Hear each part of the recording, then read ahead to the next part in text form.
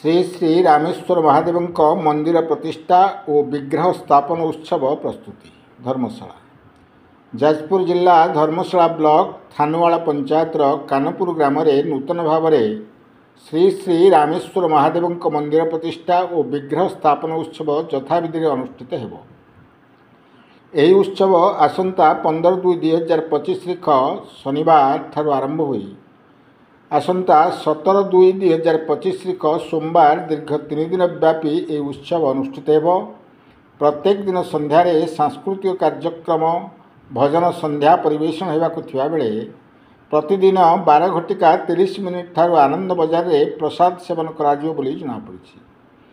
यही उत्सव देखा आखपाख अंचल शह शह भक्त जोगदे श्री श्री रामेश्वर महाप्रभु चरणाश्रित हेबे। धर्मशाला सुशांत कुमार गोछायत रिपोर्ट कांतिधारा प्लस। श्रीनिवास जेना देखो कानपुर गोटे एकदम छोट गाँ बहुत ऐतिहासिक रेवेन्यू विलेज किंतु आमर गाँव गोटे महादेव मंदिर नाला आमको यू 1 किलोमीटर 2 किलोमीटर जावाक पड़ूला।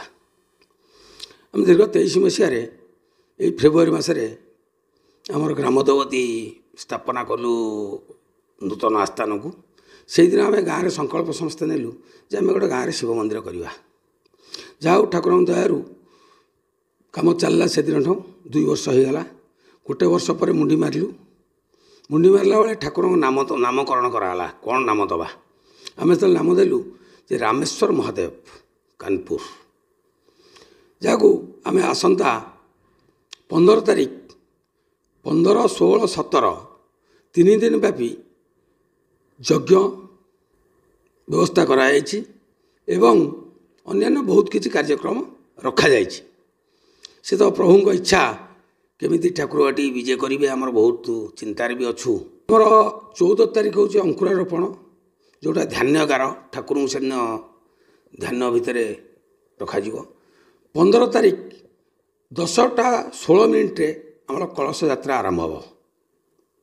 10टा 16 मिनिट्रे कलश यात्रा आरंभ हो ग्राम्य परिक्रमा करी 12:30 1 भितर आमको यज्ञ कुंडरे अग्नि स्थापना करिवारे कार्यक्रम अच्छी।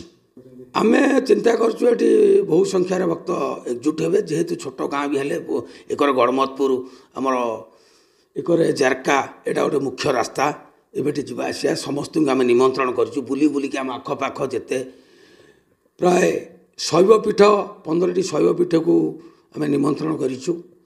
माँ विरजा को निमंत्रण करिछु जगन्नाथ को निमंत्रण करिछु।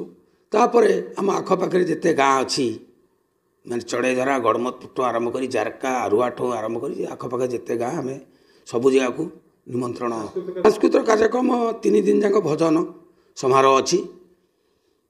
मुख्य हूँ 16 तारीख दिन आमर कटक श्रीचरण महांती आसवे बोली आमर कार्यक्रम रही जे आउ जाजपुर गोटे ग्रुप आसुचंदी भजन गोटे कटक आउ गोटे ग्रुप आसुचंदी भजन समारोह तापरे बाड़ी खेल अच्छी अन्यान्य लेडीज कीर्तन फीर्तन अच्छी बहुत दुनिया प्रकार कार्यक्रम रखी। बहुत खुशी लगुच जोटा कि मुझे धैर्य धरी पारनी गाँव में मंदिर थिला केमिति से प्रभु आस्थान विजय से चिंतार बहुत अच्छी मत निजक बहुत गर्व अनुभव करुचे बहुत खुशी भी लगुच। प्रसाद सेवन पर प्रत्येक दिन आमर आनंद बजार बस दिन 12:30 खाद्य आरंभ हम जो 5 लोक खाऊे 3 दिन व्यापी माने आम 3000 रु 5000 भितर टार्गेट नहीं 5000 लोक जिन प्रसाद सेवन करेंगे से सुव्यवस्था कराई सब प्रकार व्यवस्था भी करा ग्रामवासी तरफ बहुत सहयोग अच्छी।